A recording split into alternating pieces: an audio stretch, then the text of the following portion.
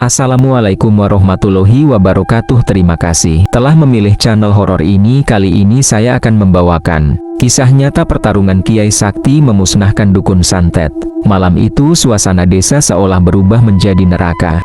Angin panas berputar, kuburan bergetar, dan dari tanah yang retak, keluar tangan-tangan hitam yang haus darah. Semua warga lari ketakutan, tapi mereka nggak bisa kabur, karena di tengah kuburan itu, dukun santet yang paling ditakuti, bangkit dengan mata merah menyala. Semua orang mengira malam itu jadi malam terakhir mereka, sampai seorang lelaki tua dengan sorban putih datang membawa pusaka, Kiai Jalal. Satu-satunya orang yang berani menghadapi ilmu hitam mematikan itu. Inilah kisah nyata yang terjadi di Karangjati. Pertarungan hidup mati antara doa suci melawan santet. Suasana di Langgar masih menegangkan. Lampu petromak yang sempat mati kini kembali menyala, tapi sinarnya goyah, berkedip-kedip, bikin bayangan orang-orang di dinding bergerak sendiri kayak hantu. Aku duduk di sudut, sambil merapat ke bapak, nafasku nggak beraturan. Telingaku terasa berdenging gara-gara jantung yang berdebar terlalu kencang. Di luar Langgar, angin malam terus berputar. Sesekali ada suara dahan jatuh dari pohon kelapa, bikin beberapa orang terlonjak kaget. Suara daun pisang yang kesapu angin kayak suara kain panjang diseret di tanah. Di tengah suasana yang bikin merinding itu, Kiai Jalal tetap tenang. Dia duduk di lantai Langgar, ngeluarin tasbih dari saku jubah putihnya, dan mulai wirid pelan-pelan. Aku perhatiin beliau, bibirnya komat kamit, tapi matanya terbuka. Tatapannya lurus ke pintu Langgar yang kebuka lebar, kayak lagi ngawasin sesuatu yang gak kelihatan sama mata biasa. "Pak, kita pulang aja, ya?" bisik ibu ke bapak. Suaranya gemetar. "Jangan dulu, Bu, kita tunggu Kiai ngomong apa. Kita nggak boleh jalan sendiri malam ini," jawab bapak lirih. Belum sempat ibu jawab, tiba-tiba suara kentongan kedua terdengar dari arah ujung desa. 3 kali, keras banget. "Itu rumah siapa, Pak?" Aku spontan nanya. Bapak ngelirik ke arah suara itu. Wajahnya pucat. "Itu dari rumahnya Pak Mamat." Ya Allah, jangan-jangan. Belum kelar bapak ngomong, dari luar Langgar terdengar teriakan histeris. Suara perempuan, panjang dan nyaring banget. Semua orang berdiri panik, ada yang mau lari keluar. Tapi Kiai Jalal langsung angkat tangan, "Jangan keluar. Siapapun yang keluar sekarang, nyawanya taruhannya." Seketika semua orang beku. Teriakan itu terus melengking di kejauhan, lalu berubah jadi suara tangisan serak, kayak orang dicekik. "Bapak-bapak, kita ikut saya," kata Kiai Jalal tegas. Beliau berdiri, ngambil sebotol air dari kantong kainnya, dan jalan keluar Langgar. Aku nggak tahu kenapa, tapi kaki ini ikut melangkah di belakang rombongan. Mungkin karena penasaran, mungkin karena takut ketinggalan. Udara di luar Langgar lebih dingin dari sebelumnya, dingin yang aneh. Bukan cuma di kulit, tapi sampai ke tulang. Nafasku keluar kayak asap, padahal ini bukan musim dingin. Kami jalan lewat gang sempit di antara kebun pisang dan bambu. Suara daun bergesekannya bikin kepala merinding. Setiap kali ada angin nyapu dari belakang, aku ngerasa kayak ada tangan halus yang nyenggol pundakku. Rumah Pak Mamat gak jauh, cuma 5 rumah dari Langgar. Tapi jalan ke sana malam itu berasa panjang banget. Pas sampai di halaman rumahnya, suasananya bikin jantung mau copot. Pintu rumah kebuka lebar, lampu teplok di teras mati, dan ada bekas jejak kaki basah di tanah yang menuju ke dalam rumah. "Astagfirullah," gumam Pak RT yang ikut jalan. Tiba-tiba, suara ketukan keras dari dalam rumah terdengar. Bukan kayak orang ngetok pintu, tapi kayak sesuatu yang jatuh dari langit-langit ke lantai kayu. "Pak Mamat." "Assalamualaikum," teriak Kiai Jalal. Gak ada jawaban, yang ada cuma suara isak tangis perempuan dari dalam rumah. Kiai Jalal jalan duluan masuk, dan kita semua ikut di belakang. Begitu masuk, udara di dalam rumah langsung berubah, panas, bau anyir, dan ada bau busuk samar, kayak bangkai tikus lama. Di ruang tengah, kita nemuin Bu Mamat duduk di lantai. Rambutnya awut-awutan, matanya melotot ke atas, badannya goyang-goyang sendiri. Dari mulutnya keluar suara tangisan, tapi nggak ada air mata. Ibu-ibu yang ikut langsung nutup mulut sambil nangis. "Jangan sentuh dia," kata Kiai Jalal cepat. Beliau jongkok, tuang air dari botol kecil ke telapak tangan, dan cipratin ke wajah Bu Mamat. "Astagfirullah, Beliau wirid terus, reaksi Bu Mamat langsung bikin semua orang mundur. Badannya kejang-kejang, matanya putih semua, dan dari mulutnya keluar suara. Bukan suara perempuan, tapi suara serak laki-laki tua, "Pergi. Ini rumahku sekarang." Aku hampir pingsan, suara itu jelas bukan suaranya Bu Mamat. Kiai Jalal berdiri, tangannya gemetar tapi matanya tajam. "Katakan pada gurumu, aku tunggu kau di kuburan, malam ini juga." Tiba-tiba tubuh Bu Mamat terhempas ke belakang kayak ditarik sesuatu. Dia pingsan, semua orang ketakutan. Ada yang mau kabur, ada yang mau nolong. Tapi Kiai Jalal cuma bilang satu hal, "Ini baru awal. Kita harus siap, malam ini desa akan diuji." Dan saat keluar rumah, aku ngeliat sesuatu di halaman. Di tanah basah itu, ada bayangan hitam tinggi besar berdiri di pinggir kebun pisang. Matanya 2 titik merah, nyala dalam gelap. Aku cuma bisa kaku di tempat. Dan entah kenapa, dari kejauhan, aku dengar suara tawa lirih itu lagi. Sejak malam itu, desa Karangjati berubah jadi kayak desa mati. Bukan karena nggak ada orang, tapi karena semua orang takut keluar rumah. Biasanya, pagi-pagi udah terdengar suara ibu-ibu dan anak-anak lari-larian sambil ketawa. Tapi hari itu, desa sunyi mencekam. Aku bangun lebih pagi dari biasanya karena nggak bisa tidur. Malam tadi bayangan hitam di halaman rumah Pak Mamat terus kepikiran. Matanya yang merah nyala itu kebayang terus. Sampai-sampai tiap aku pejam mata, rasanya dia berdiri di ujung kasurku, di luar. Udara pagi nggak bikin lega sama sekali. Biasanya angin pagi di desa sejuk dan bikin nyaman, tapi kali ini, bau anyir samar kayak darah kering tercium di udara, bikin perut mual. Aku keluar ke teras rumah, dan langsung sadar kalau ayam-ayam bapak mati. 3 ekor ayam kampung yang kemarin sore sehat, sekarang udah tergeletak kaku di kandang. Mata mereka melotot, lidahnya menjulur, dan di mulutnya ada busa putih. Ya Allah, aku spontan mundur. Ibu keluar sambil bawa ember, niatnya mau nyiram bunga, tapi pas lihat ayam-ayam itu, dia langsung teriak histeris, "Pak, ayam kita mati semua." Bapak keluar dengan wajah tegang, jongkok di depan kandang. Dia lihat ayam-ayam itu sebentar, terus diem. Tangannya meraba-raba jerami di bawah kandang, dan nemuin benda aneh. Jarum hitam berkarat, rambut panjang kusut, segenggam tanah kuburan yang masih lembab. Ibu langsung pucat pasi, "Pak, kita kena santet." Bapak nggak jawab, tapi wajahnya jelas-jelas ketakutan. Dia berdiri, masuk ke rumah, dan ngambil air di botol kecil yang kemarin dikasih Kiai Jalal. Air itu dipercikan ke kandang ayam, dan di saat yang sama, aku lihat asap tipis putih keluar sebentar sebelum hilang. "Masuk rumah, jangan keluar dulu," kata bapak cepat. Aku menurut. Tapi rasa penasaran bikin aku ngintip dari jendela. Bapak berdiri di tengah halaman, matanya awas ke sekeliling, seolah nunggu sesuatu muncul. Tapi yang muncul justru Pak RT yang lari tergopoh-gopoh. "Pak Dul, Pak Dul, ke rumah saya sekarang." "Anak saya," keluarin paku dari mulutnya. Aku langsung merinding. Ibu spontan nutup mulutnya, kaget dan ngeri. Bapak lari ikut Pak RT tanpa mikir panjang. Aku yang dari tadi penasaran akhirnya ngikut diam-diam dari belakang. Rumah Pak RT ada di seberang jalan, gak jauh dari rumahku. Tapi langkah kaki ini terasa berat. Jalan tanah basah habis hujan semalam bikin sandal lengket.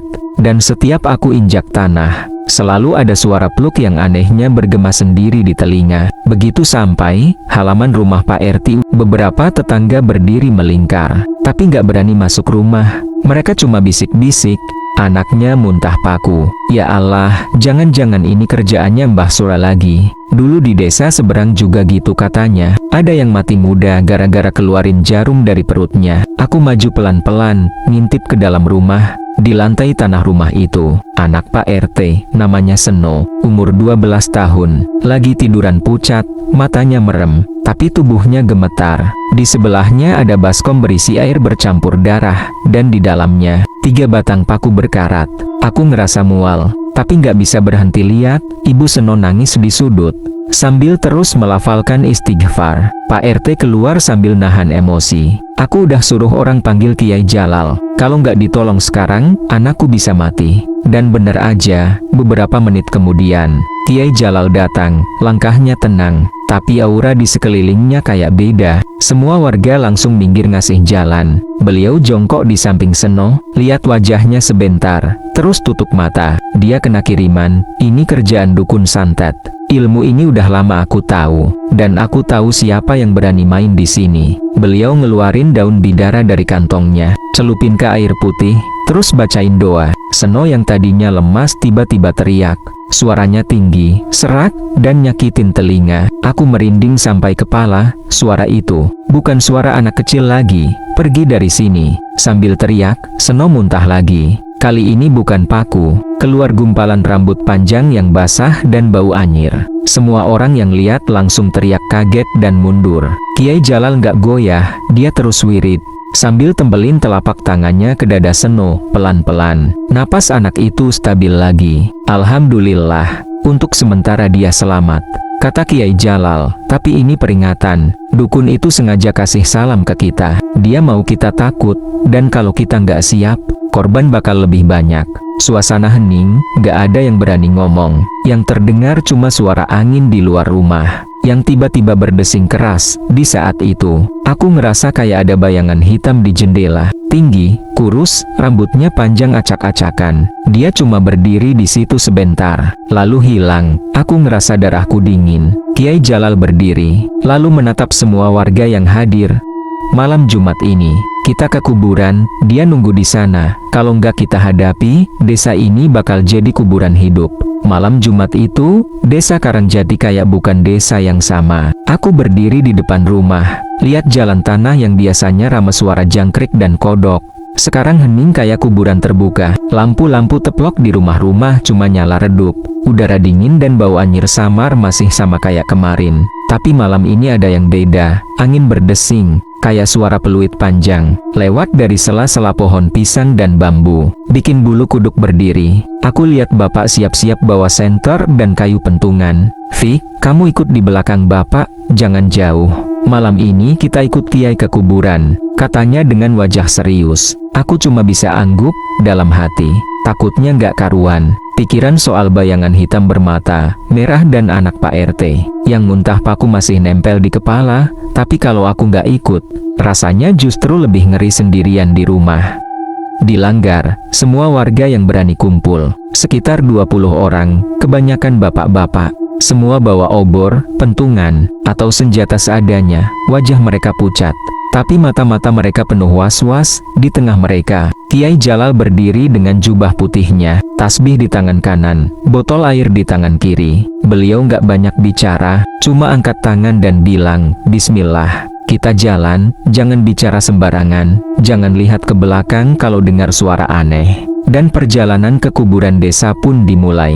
Jalan ke kuburan harus lewat kebun pisang dan bambu. Langkah kaki kita terdengar jelas di tanah becek. Sesekali, daun pisang berisik sendiri kayak ada yang nyentuh dari bawah. Aku di belakang bapak, berusaha nggak nengok ke kanan kiri, tapi telingaku nggak bisa bohong. Ada suara bisik-bisik samar di antara angin, ada suara ranting patah, tapi terlalu berat kalau cuma tikus atau ayam. Dan sekali, aku ngerasa kayak napas dingin di tengkuku. Seorang warga di depan tiba-tiba berhenti.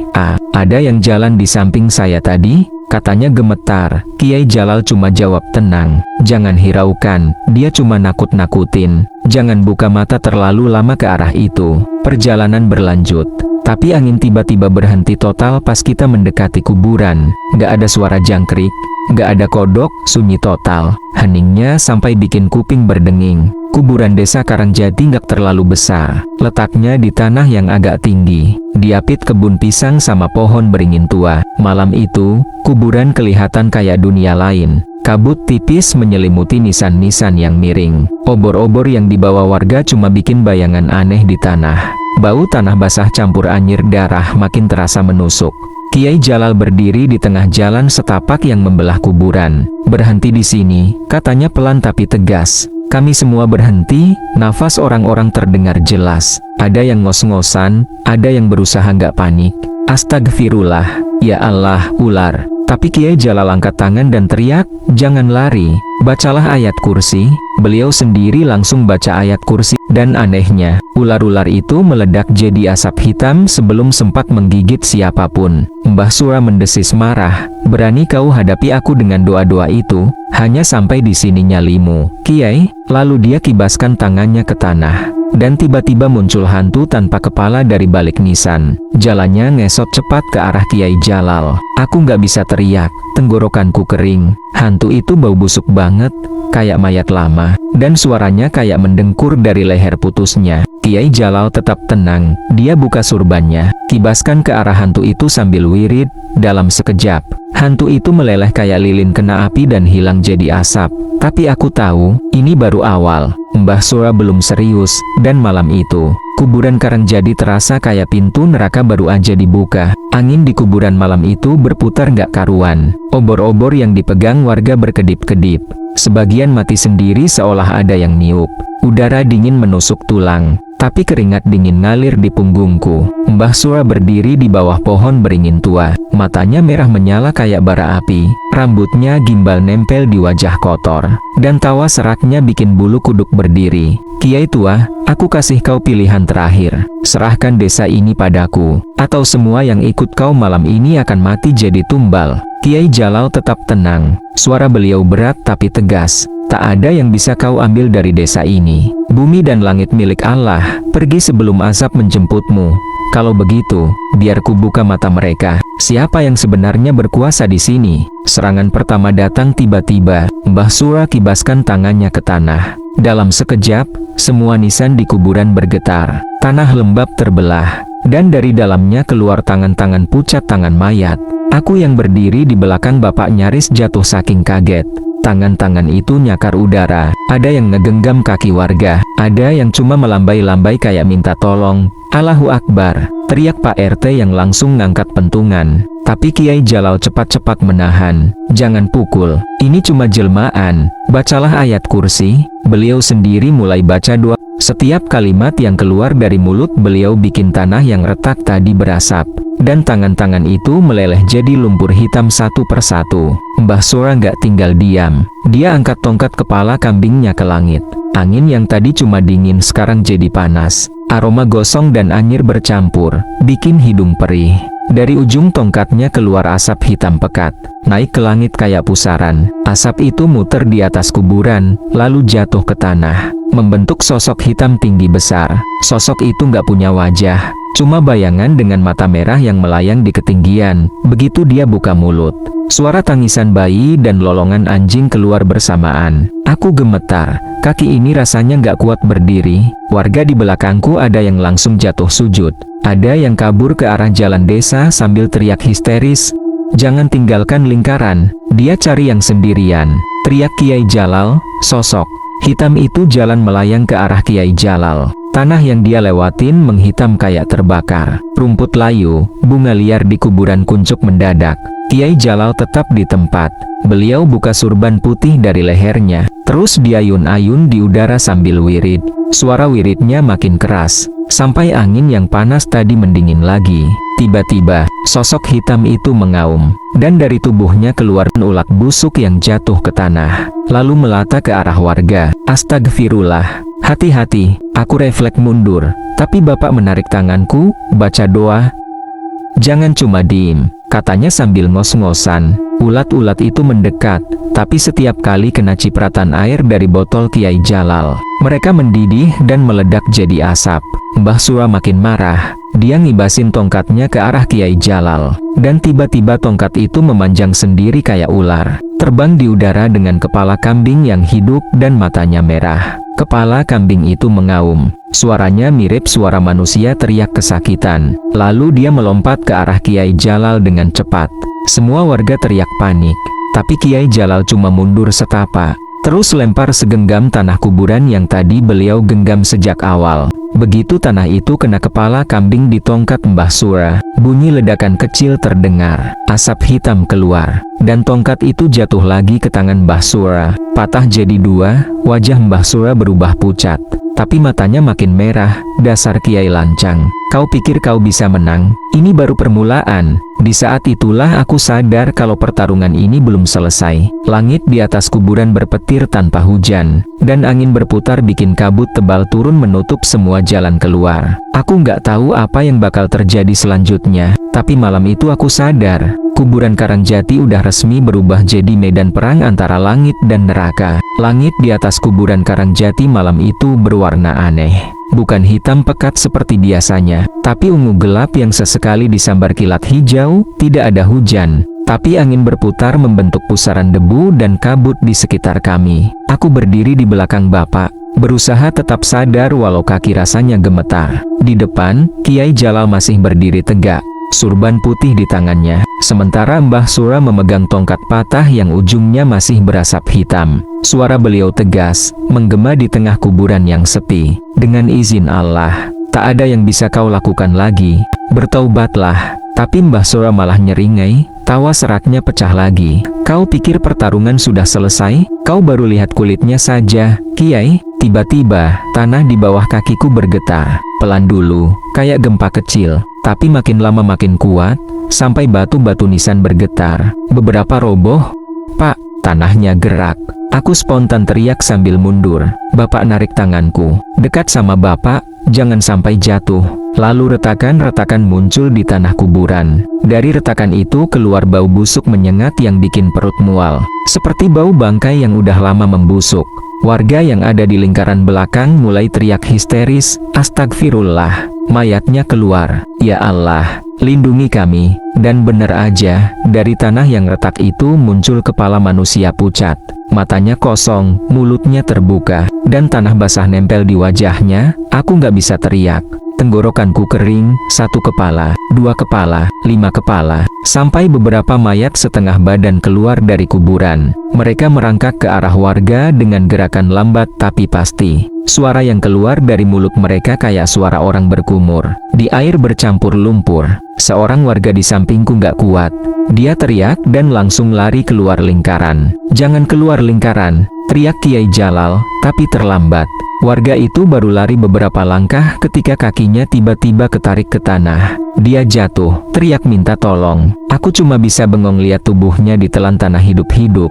Hanya beberapa detik, dan yang tersisa cuma bekas tangan di lumpur basah. Semua orang membeku. Beberapa ibu-ibu yang ikut malam itu langsung nangis ketakutan. Ada yang nyaris pingsan. Kiai Jalal tetap berdiri tegak, tapi wajahnya serius. Beliau lempar garam dan tanah yang udah dibacain doa ke arah mayat-mayat yang merangkak. Begitu kena garam, mayat-mayat itu berhenti gerak, lalu meleleh jadi lumpur hitam. Tapi jumlahnya terlalu banyak. Setiap satu hilang, 2 lagi muncul dari tanah. Mbah Sura berdiri di atas gundukan tanah tinggi. Tangannya terbuka ke langit, seolah menarik kekuatan dari bumi. "Lihat, Kiai, ini cuma sebagian kecil dari yang tunduk padaku." Kiai Jalal menatapnya tajam. "Yang kau bangkitkan bukan mereka, Sura, itu cuma jelmaan setan yang menipu matamu. Kau yang terkutuk." Beliau mulai baca ayat-ayat dengan suara keras. Suara Kiai Jalal menggema di kuburan yang berangin, dan setiap kalimatnya bikin tanah berasap. Aku lihat asap putih keluar dari tanah di sekitar lingkaran warga. Pelan-pelan, mayat-mayat itu berhenti bergerak. Suara mereka hilang satu persatu. Cuma tersisa desis angin dan lolongan anjing dari jauh. Tapi di saat yang sama, teriakan panjang terdengar dari arah belakang kuburan. Semua orang nengok. Di sana, di balik kabut, ada sosok tinggi kurus berjalan pelan. Rambutnya panjang acak-acakan. Tubuhnya cuma tulang berbalut kulit. Dan dari matanya menetes cairan hitam. "Pak, itu apa?" Aku bisik ke Bapak sambil nahan tangis. Bapak cuma geleng, wajahnya pucat. "Itu, mungkin bukan manusia lagi, Fik." Sosok itu jalan ke arah lingkaran warga, menembus kabut. Dan setiap langkahnya bikin tanah di bawahnya busuk. Rumput layu, bunga kuburan kering mendadak. Kiai Jalal melangkah maju, berdiri di depan lingkaran. "Jangan dekat-dekat, semua, baca doa kalian." Beliau lempar air doa ke tanah. Tapi sosok itu nggak berhenti. Bahkan sekarang, dia mulai tersenyum lebar. Gigi-giginya hitam dan runcing. Lalu aku dengar suara Mbah Sura dari arah belakang pohon beringin. "Itulah pelayan baruku, dia lapar. Dan dia haus darah." Sosok kurus itu tiba-tiba berlari cepat. Gerakannya nggak wajar kayak loncatan katak. Dia menabrak salah satu warga di depan lingkaran. Aku cuma bisa teriak lihat warga itu jatuh dan badannya kejang-kejang. Dari mulutnya keluar cairan hitam dan busa putih. Matanya mendadak putih semua. Semua orang panik, beberapa mundur ketakutan. Tapi Kiai Jalal cepat bergerak. Beliau taruh telapak tangan di dada korban sambil baca ayat kursi. Perlahan, sosok hitam itu keluar dari tubuh korban, melayang ke udara dalam bentuk asap pekat. Kiai Jalal ambil surban putihnya, kibaskan sekali, dan asap itu buyar. Korban pingsan, tapi masih hidup.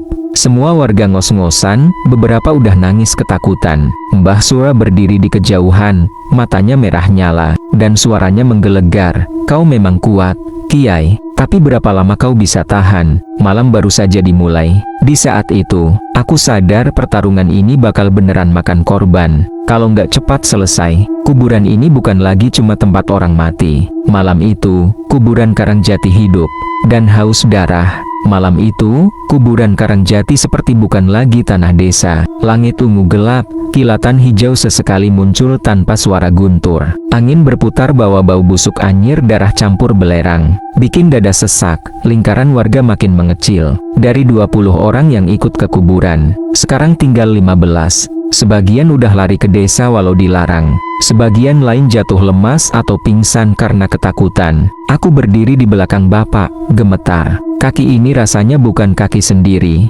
Suara detak jantung berdengung di telinga. Setiap kali angin dingin lewat tengkuk, rasanya kayak ada tangan tak kasat mata nyentuh kulitku. Di depan kami, Mbah Sura berdiri di atas gundukan tanah tinggi. Matanya merah, dan tongkatnya patah tapi ujungnya masih berasap hitam. Dia ketawa lagi, keras, sampai suara itu bergema di kuburan.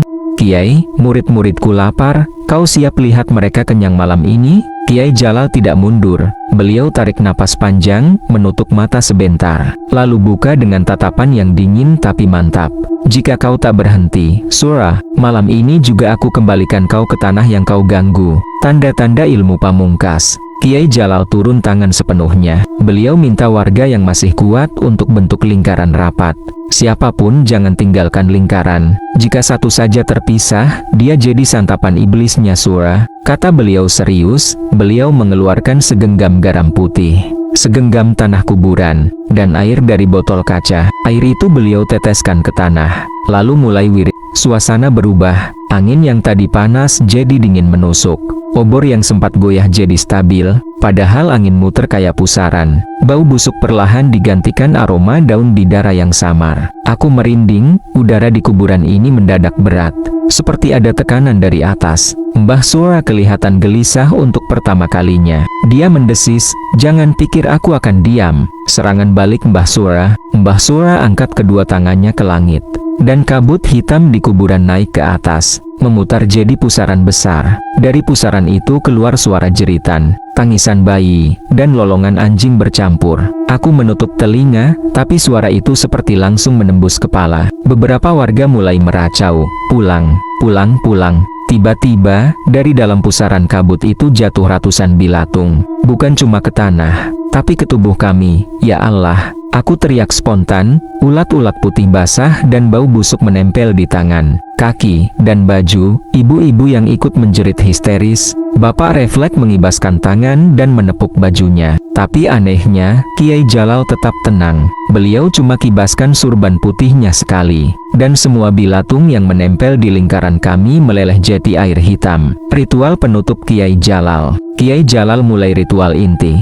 Beliau jongkok, tangan kanan menempel di tanah, tangan kiri pegang botol air. Suaranya makin keras, sampai gema bacaan ayat kursi terdengar ke seluruh kuburan. Tiba-tiba tanah di depan Mbah Sura bergetar. Dari tanah itu keluar api biru kecil, lalu membentuk lingkaran mengelilingi dukun santet itu. Mbah Sura mendesis keras, "Apa ini?" Kiai Jalal berdiri, "Itu tanah yang kau nodai sendiri. Malam ini, kau yang ditelan, Sura." Begitu kata itu diucapkan, api biru makin tinggi. Mbah Sura meloncat ke belakang, tapi kakinya kayak ketarik tanah.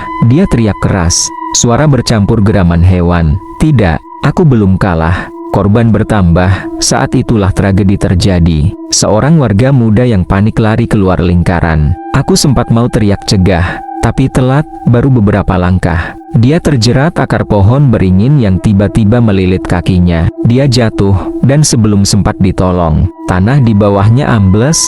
Suara teriakannya menggema, lalu hilang seketika. Hanya tersisa lubang tanah basah dan bau anyir darah. Aku menutup mulut menahan mual dan air mata. Kiai Jalal menoleh sebentar. Wajahnya sedih tapi fokus. "Jangan panik.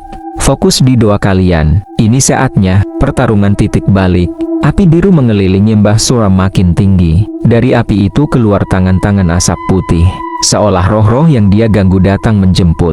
Mbah Sura mengamuk.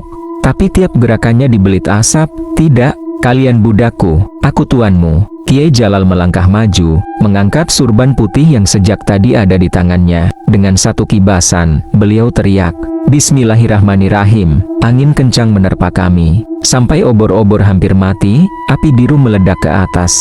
Dan teriakan Mbah Sura menggema panjang, lalu menghilang ke dalam tanah. Suasana kuburan hening, kabut hilang, angin berhenti. Bau anyir masih ada, tapi lebih samar. Kiai Jalal berdiri di tengah kuburan. Napasnya berat, tapi matanya tetap tajam. Pertarungan ini belum selesai. Malam ini dia kalah. Tapi dia akan mencoba lagi. Kita harus siap malam berikutnya. Aku gemetar, campur lega dan takut. Untuk pertama kalinya malam itu, kuburan Karangjadi terasa benar-benar sunyi. Tapi di dalam hati, aku tahu, ini baru awal dari akhir yang berdarah. 3 malam setelah pertarungan di kuburan, desa Karangjadi masih mencekam. Tidak ada suara anak-anak main di halaman. Tidak ada orang berani lewat dekat kuburan. Bahkan di siang bolong, aku tidur di ruang tengah bareng bapak dan ibu. Sejak kejadian itu, tidak ada yang berani tidur sendiri. Kadang malam-malam aku terbangun, cuma karena dengar suara ayam berkokok sendiri atau bambu gesek pelan diterpa angin. Malam itu, aku mimpi buruk.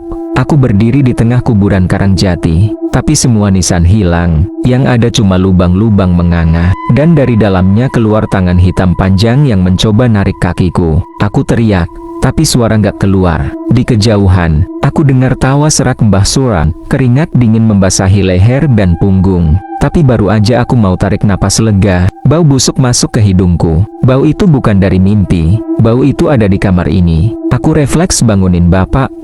Pak, baunya lagi. Bapak bangun cepat, matanya masih setengah sadar. Dia tarik aku dan ibu ke pojokan, lalu buka tirai jendela pelan-pelan. Gelap, tapi di halaman depan, ada sosok tinggi kurus berdiri di dekat pagar bambu. Matanya merah nyala, dan asap hitam keluar dari mulutnya. Ya Allah, dia kembali, bisik bapak. Sosok itu nggak bergerak. Dia cuma berdiri, menatap rumah kami.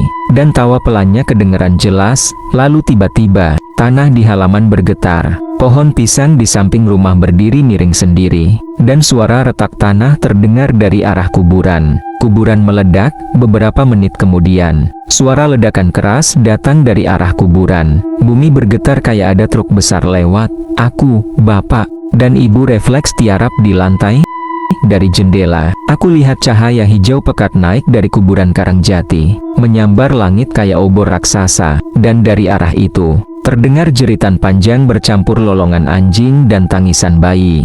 Dia bangkit lagi. Suara bapak pelan tapi jelas, dan kali ini, lebih kuat dari sebelumnya. Panggilan Kiai Jalal. Belum sempat kami mikir, suara ketukan keras terdengar di pintu. Aku hampir pingsan karena kaget. Tapi ternyata itu Kiai Jalal. Beliau berdiri di teras, baju putihnya kotor tanah. Tapi matanya tetap tajam. Semua keluar. Kita harus ke kuburan sekarang. Kalau terlambat, desa ini habis. Bapak dan beberapa tetangga yang sudah siap berkumpul cepat. Bawa obor dan kayu pentungan. Kali ini cuma 9 orang yang berani ikut. Aku ikut lagi di belakang bapak. Takut tapi nggak bisa ninggalin. Kalau kami nggak berangkat, siapa yang jaga rumah pun percuma kalau seluruh desa dikutuk. Kuburan jadi neraka. Begitu sampai di kuburan, aku nggak percaya sama mataku. Kuburan Karangjati berubah jadi neraka kecil. Api hijau keluar dari beberapa lubang kubur yang ambles. Kabut hitam pekat menutupi sebagian besar area. Suara jeritan, lolongan, dan tangisan bayi bercampur jadi satu. Bikin kepala pening. Dan di tengahnya, Mbah Sura berdiri, tapi bukan seperti manusia lagi.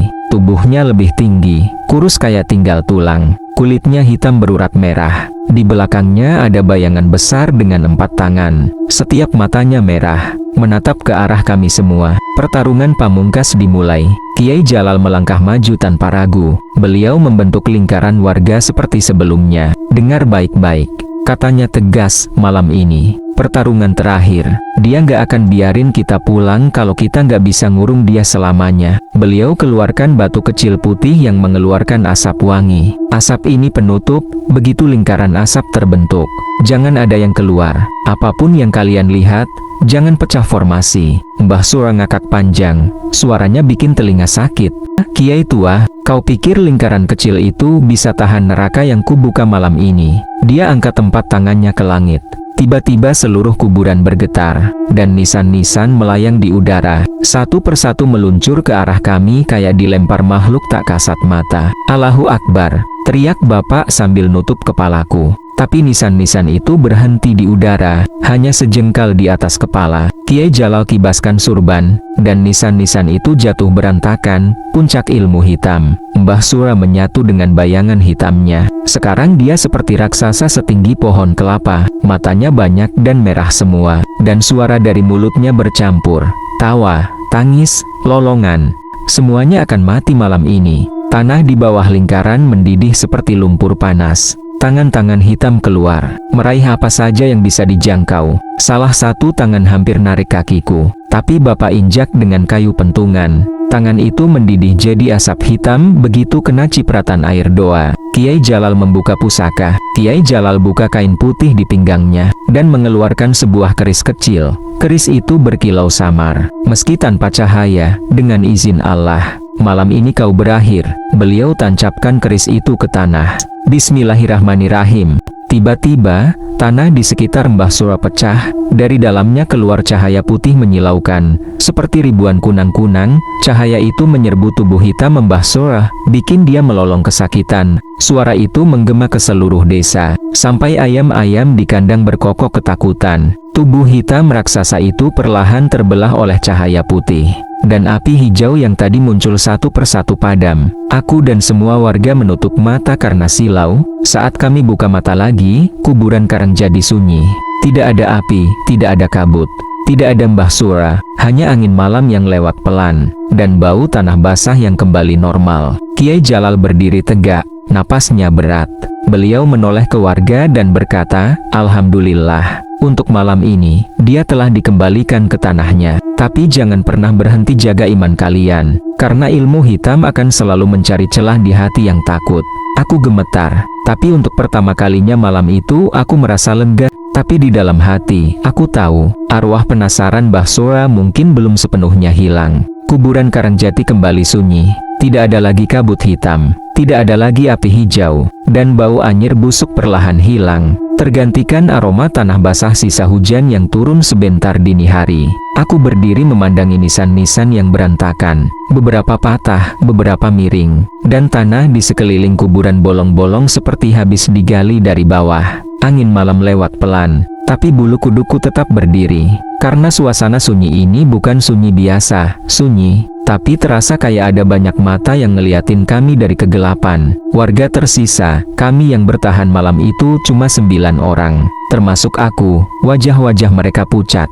Beberapa warga gemetar tanpa suara, ada yang duduk lemas di tanah, air mata jatuh sendiri tanpa mereka sadar. Bapak duduk di sebelahku, tangannya masih gemetar sambil ngegenggam pentungan bambu yang udah patah. Dia cuma bisa ngomong pelan, "Alhamdulillah, kita masih hidup, Fik." Aku angguk pelan, tapi tenggorokan ini rasanya kering. Aku nggak bisa percaya kami benar-benar ngeliat sendiri. Ilmu hitam beradu sama doa dan pusaka malam itu. Kiai Jalal berdiri di depan kami. Napasnya masih berat, tapi matanya tetap tajam. Beliau lihat satu persatu wajah warga, lalu berkata, "Malam ini kita selamat. Tapi jangan lupa, ada yang harus kita tanggung." Beliau nunjuk ke tanah di kuburan. Di sana ada bekas lubang besar tempat Mbah Sura ditelan cahaya putih tadi. Sekarang lubang itu tertutup tanah sendiri, tapi permukaannya retak-retak, seperti masih ada sesuatu yang bergerak di bawahnya. Pemakaman dan pembersihan. Besok paginya, desa Karangjati heboh. Kabar pertarungan malam itu nyebar ke seluruh warga, bahkan ke desa tetangga. Semua takut ke kuburan. Tapi beberapa warga senior ikut bantu Kiai Jalal untuk bersih-bersih. Nisan yang jatuh didirikan lagi. Lubang yang ambles ditutup tanah baru. Kuburan disiram air doa dan ditaburi daun bidara. Beberapa warga yang hilang malam itu tidak ditemukan. Tidak ada jasad, tidak ada jejak.